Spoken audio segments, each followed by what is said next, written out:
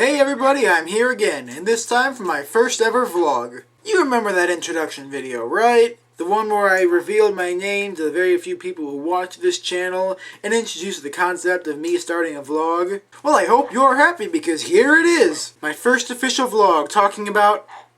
well, I really don't know. I'm kinda hesitant to call this video a vlog because really, I'm just documenting another thing that I wrote. But this isn't quite the same, and this video is better suited for posting on YouTube as opposed to other places. So, yeah. But before I share it with the world and gauge your reactions, some background. I'm part of something that my school participates in called the International Thespian Society. That's thespian, mind you, with a TH, not an L. It's an international group of like-minded individuals who enjoy participating in theater and the dramatic arts. Really, it's pretty fitting for me since, I'm kinda here talking to you guys anyway, so yeah. These videos could be considered a form of the dramatic arts, and I write all my own material, so there's that too. You can tell I write my own material, can't you? I know, it's bad, but it's still my own, so that's good. Anyway, moving on, I'm pretty new to my school's thespian troupe. In fact, I was just inducted this last May of 2014. And, being students of the dramatic arts, thespians like to do things big and showy. Yeah, I'm really setting myself up for some nasty comments, aren't I? Ignoring that, though, there's this whole big event, all the new people had to get up on stage and perform, yada yada yada, there was food and lanterns, and everybody had a wonderful evening. For my performance, however, instead of singing or dancing or doing whatever it is people do, like stand-up comedy or something I guess, I chose to present a monologue that I had prepared especially for that night, being more of a writer than I am a singer or a dancer. Trust me, if you want to hear me sing, you'll hear me sing eventually, but it's not going to be pretty. I have an awful voice. But you see, the monologue I'm about to present to you is pretty special to me because I wrote it in about the span of an hour, and I'm pretty happy with, all things considered, how it turned out. Plus, apparently everyone else pretty much liked it too, because they told me so. So, I want to present it to you all right now. It's a bit of my philosophy, a bit of my life, a bit of my voice. But see, isn't that what vlogs are for? Sharing who I am? Well, the caveat, I don't know, it's Latin. It means warning. The caveat here is that I'm presenting a video recording of what happened that day, and it's really grainy and really quiet and really long. So yeah, it's kinda bad. I almost don't want to post it at all, but I really liked it even though I messed up a couple of times, so I do want some permanent form of memento. Honestly, I'd almost suggest that if you're this far into the video already, just don't watch the monologue, because you probably won't be able to hear it anyway. But hey, I'm gonna post it whether people want to watch it or not. In the case that you do actually want to know what I had to say in that monologue, here's the whole thing summed up in a couple of sentences. And then after that, it's off to the grainy video races. Onward and upward. Okay, let's see what happens here. I make a really, really bad joke about Illinois' perpetual construction. I talk about what writing is, and compare my monologue to Ray Bradbury, which in retrospect was a rather poor idea, as I am not nearly that good. Next, I tell the crowd I won't be speaking for very long. That was a lie. I say my philosophy is either totally optimistic or incredibly dark. I make English gooder with a toast that doesn't go well with butter. I speak a beautiful couple of lines, a toast apparently, that probably won't ever get published anywhere but this, and if it does, it won't be for a couple of years. And then to finish it off, I tell everyone to never, ever give up hope and live a wonderful, beautiful life. Well, that's all of it in a nutshell, but really, it's not the same as the real thing. I'd like to get a few things out of the way first off. Sorry, it's pronounced Sima, but it's alright, everyone gets it wrong.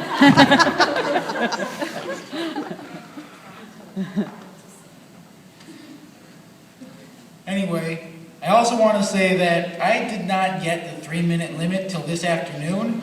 So if I go a little bit over, please forgive me.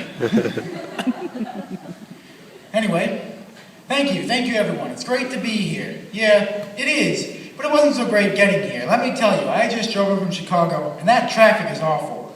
I pulled up to the toll booth, the attendant comes up to me and he says, "See that line up there? That's the line to get onto the highway." Well, predictably, I paled a little bit at this, so I asked him, "What's the actual traffic?" He says, "Well, it's a halt, but it lightens up after you get to the border." Wait. Oh. Ta-da! Sorry, that was really bad and I kind of screwed that up. But it wasn't a good joke to begin with, so...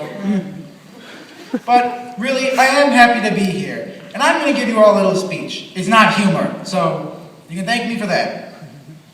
Now, many of you who know me are aware that I'm a bit of a writer. I write stories, poems, sometimes comics, and I'm actually working on finishing up a rough draft for one of the most ridiculous books that you'll never read. But trust me, you probably don't want to. Anyway, being a writer is part creator, part grammar expert, and part philosopher. If any of you are familiar with Kurt Vonnegut or Ray Bradbury, just to name a few, you know what I'm talking about. Anyway, being a writer is part creator, part grammar expert, and part philosopher. If any of you are familiar with Kurt Vonnegut or Ray Bradbury, just to name a few, you know what I'm talking about. So, I'm going to share some of my own philosophy with you. I bet some of you groaned at that. You must be thinking, "Oh man, how long is he going to stand up here and blabber away?" Well, don't worry. I won't be up here too long. Actually, I might, but that's beside the point. But I got your attention with a bit of a comedy at the front, huh? No? As I said, comedy's not my forte anyway. But let me set the scene for you. What I'm about to share with you is an excerpt from the original story that I planned to write, but until then, I suppose it's just a little cheer I came up with. The story this passage will eventually come from is what I call a Happy New Year. It's one of those uplifting seasons of joy type of stories that's supposed to warm your heart and all that fuzzy stuff. I have a nasty habit of splitting my philosophy down two separate paths.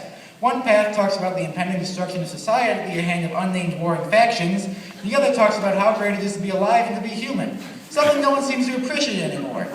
Luckily for the sanity of everyone here, I'm going with the latter. Now, I'm no famous thinker or great philosopher, but I know a few things about living. And I know how to put things into words. I make English gooder. See, that was a joke, and I'm glad you all got that. Anyway, no more distractions. What I'm about to share with you is supposed to be a toast made on New Year's Eve before the ball drops. And it's not the kind of toast that goes well with butter. The kind of toast that goes well with words and spread with cheeses. So, here goes nothing. I have a toast to make. Here's first to our gracious hosts, and now secondly, to the future. As an old year closes and a new one opens, we sit on the edge of a brave new world, full of wonder and discovery and life. And yet, also full of pain and suffering and loss.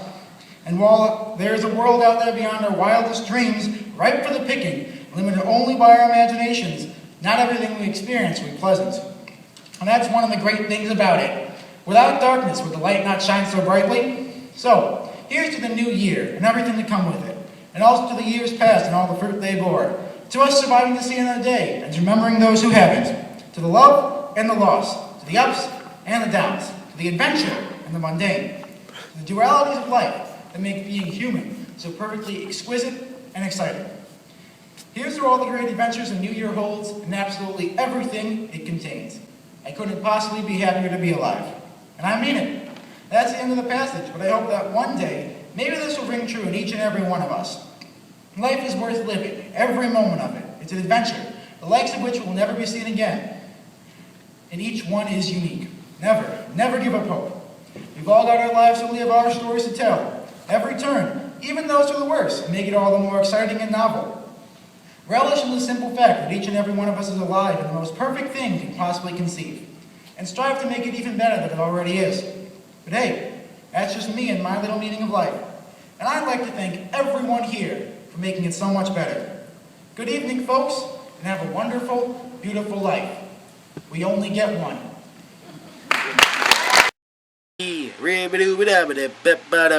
Hey, hey, hey,